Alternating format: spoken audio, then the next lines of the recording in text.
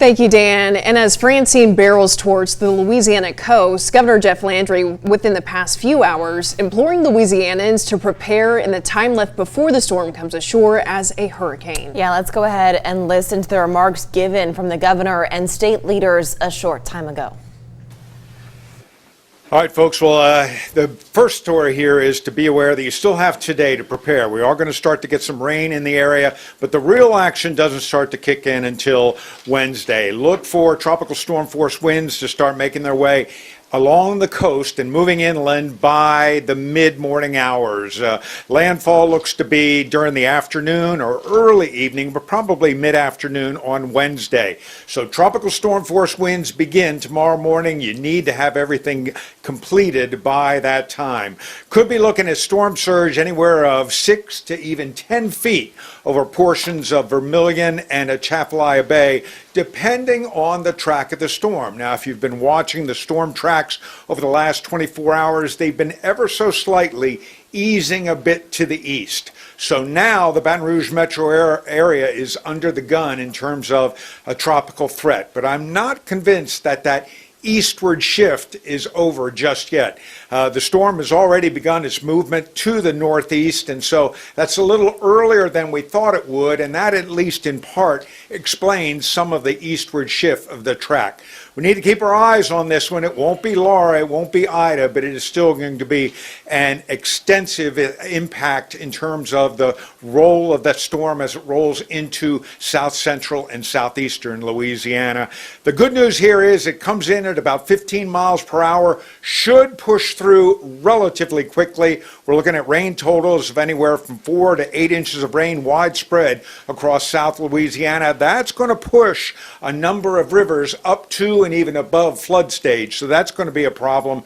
And also because of that forward speed, while the storm will get out relatively quickly, it's also going to drive those tropical storm and hurricane force winds up to and north of the I-1012 corridor. All of south central and southeastern Louisiana under the gun with this storm. Again, keeping an eye on whether we see another slight shift in the track over the next 6 to 12 hours. Well done, Jay. Now we're going to get a quick update from the Attorney General. Yeah. Thank you. Good morning, everybody. Hope everybody's prepared or getting prepared for the storm today. While we usually see the best in people during a storm, sometimes we also see the worst in people. And so I want to talk to you for a minute about price gouging. Price gouging occurs when someone or a business charges prices that are extraordinarily disproportionate to the ordinary prices that would be charged right before the storm or during the storm. We will have some information, some detailed information. We're going to put it out on the Get a Game Plan app. We'll also have that information available at our website at www.aglismerle.com. If you suspect that someone is price gouging or has already been a victim while preparing for the storm, there's a few things that you can do. One, you can contact your local law enforcement. It can be a crime, so the first place you can go is to local law enforcement. You can also file a complaint at our website. The details matter, so when you do that, I would urge you to use as much detail as you can when you file that complaint. You can call the consumer hotline, that number is 1-800-351-4889. So I just want to remind everybody that price gouging is illegal, and we are monitoring that. We will enforce the law, and we will make sure that no one is taken advantage of during the storm. It's not only wrong, it is illegal, and we will enforce the law. Thank you. Okay, now we're going to get Doc Abraham to give us a quick update with LDH. Doc? Overall, the medical and water structures are intact. In cooperation with LNHA, LDH has almost constant communications with our nursing homes, more dedicated resources right now to regions 3 and 4. If the storm should shift, we will move appropriately and accordingly and follow that as far as what regions become more involved. Right now, most nursing homes plan to shelter in place. As of this minute, only one has had a partial evacuation in a Vermilion parish, moved 8 patients to Mansfield up into Soda Parish, and that went very seamlessly. There are no reported issues from any hospitals right now. Region 6, the mega center, stands ready. It's not open, but if they need shelter and if it needs to open, then the governor has that discretion. As far as our Medicaid patients, guidance has gone out to the pharmacies to fill prescriptions early. That does not include controlled substances, but other substances, other prescriptions, and that no prior authorizations are going to be required during this event. Thank you. Okay, now we're going to get a dual update between the Louisiana Public Service Commission and the DEQ on the utility infrastructure. Ladies. Good morning. The Commission is mobilizing and in communications with our electric utilities. They are currently all activating their emergency response plans. We have about 7,500 additional crewmen, including linemen and vegetation management personnel, ready and waiting to assess the storm damage and then respond as soon as they are safely able to do so. Power outages can be found on our website, which is www.lpsc.louisiana.gov. Can you say your name? Sure. Catherine Bowman. I'm the Executive Counsel for the Public Service Commission. Good morning, everyone. Louisiana Department of Environmental Quality stands ready. Yesterday, we notified all of the licensed and permit facilities to make sure that they had their assets protected and secured. We will and have been coordinating with the parishes and the municipalities to ensure that the emergency debris sites are ready. For the nuclear power plants, which are Riverbend and Waterford, we are in contact with them to make sure that they are ready for the storm. And then also for the public's awareness, we have our single point of contact. That is if there are spills. We also have our debris hotline. So if there's any of those questions, that information will be available on our site, and we will keep that information updated. Thank you. Okay, I'm going to turn it over to the governor. Let me shift everybody down a little bit if y'all don't mind. Shift everybody this way. Joe, stay with you, Karen. And I'm going to turn it over to the governor because it's important that you can see the app right there.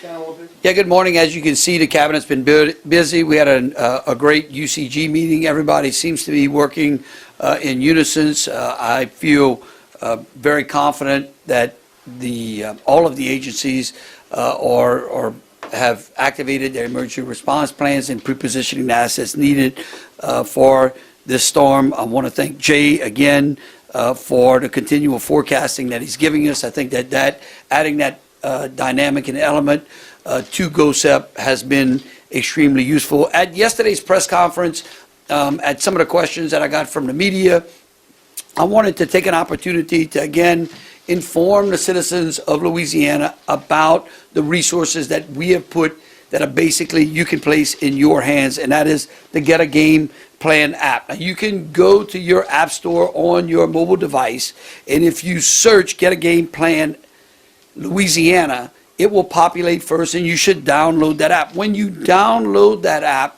it will ask you if you want the app to be able to track you.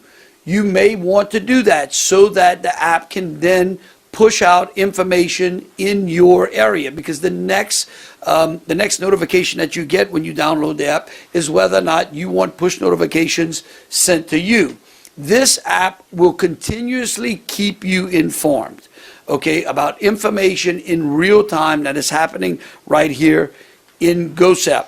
So this app, it first serves as a preparation app. Inside the app, you can find a hurricane preparation list, a family plan, a business plan.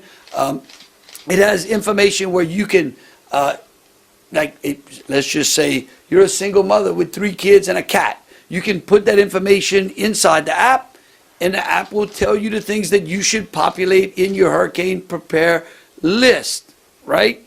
And then we know what you have in your household as far as pets and children and personnel. So it's a preparation app. Then secondly, during the storm, it can serve as an information app. It gives up-to-date content that's managed right here by GOSEP. You can literally get information as quickly as I can through that particular app. It also, and then if you end up in an area under which you lose communication, keeping the app on your phone has location-based push notifications, and the data inside for very important information will be housed inside the app. So even if you lose communication, there's vital information that will stay in the app that you can access. And then finally, it serves as a post-storm information center.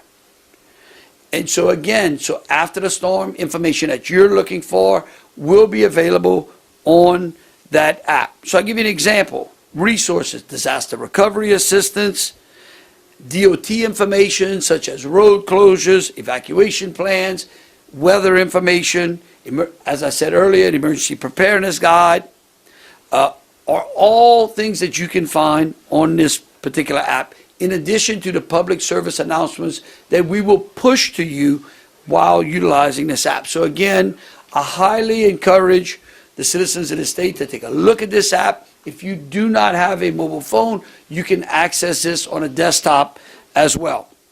Again, as you can see by the information that was reported today, we are continually preparing for this storm. We will keep our citizens informed. Again, I'm confident that all of our agencies and our federal partners seem to be working very seamlessly. We are pre-positioning assets so that they will be available to the public on a needed basis.